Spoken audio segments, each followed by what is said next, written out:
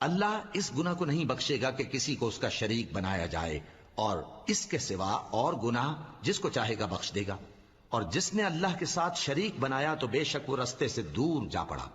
ये लोग अल्लाह के सिवा जो परस्तिश करते हैं तो कुछ देवियों की, और पुकारते भी हैं तो शैतान सरकशी को, जिस पर अल्लाह ने लानत की है।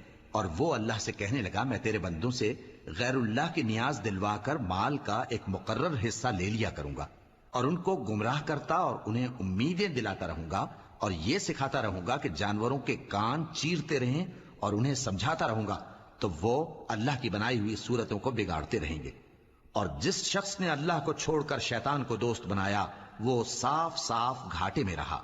वो उनको वादे देता है और उम्मीदें दिलाता है, और जो कुछ शैतान उन्हें वादे देता है वो धोखा ही धोखा है। ऐसे लोगों का ठिकाना जहन्नम है, और वो वहां से कोई राह फिरार नहीं।